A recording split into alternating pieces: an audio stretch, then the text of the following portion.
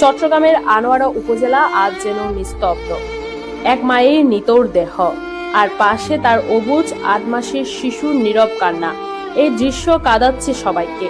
রোববার ২৯ মার্চ বেলা 11:30টার দিকে বারখাইন ইউনিয়নের তৈলারদ্বীপ গ্রামে স্বামীর ঘর থেকে উদ্ধার করা হয় জিন্নাতারা বেগমের ঝুলন্ত মরদেহ। তিনি বাঁশখালী উপজেলার জলদি মিয়ার বাজার এলাকার মেয়ে। ২ বছর আগে ভালোবাসা আর স্বপ্ন নিয়ে গড়েছিলেন সংসার, কিন্তু সেই সংসারই আজ তার মৃত্যুর কারণ হয়ে দাঁড়ালো। জানা গেছে কয়েকদিন আগেই বাবার বাড়ি থেকে শ্বশুর বাড়িতে ফিরেছিলেন জিন্নাত। স্বর্ণ বন্ধক রাখা নিয়ে স্বামীর সঙ্গে চলছিল বিরোধ। ছোট্ট বিষয়ের ঝগড়া ধীরে ধীরে রূপ নেয় গভীর অশান্তিতে।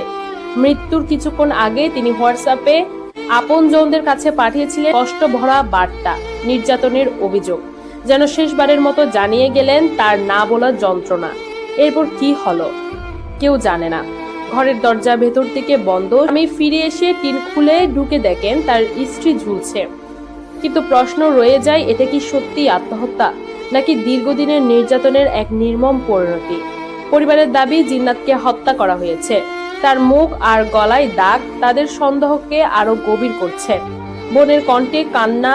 আপু সকালে মেসেজ দিয়ে বলেছিল ওরা তাকে মেরে ফেলবে। একদিকে পুলিশের প্রাথমিক ধারণা আত্মহত্যা, অন্যদিকে পরিবারের অভিযোগ নির্যাতন আর হত্যার। সত্যটা লুকিয়ে আছে ময়নাতদন্তের রিপোর্টে।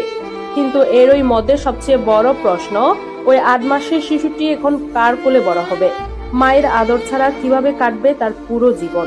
একটি স্বপ্নভরা জীবন, এক মায়ের ভালোবাসা আর এক শিশুর ভবিষ্যৎ, সবকিছু যেন মুহূর্তেই শেষ হয়ে গেল। এই মৃত্যু শুধু একটি ঘটনা নয়, এটি এক নিঃশব্দ আর্তনাদ যা আমাদের বিবেককে নাড়া দেয়।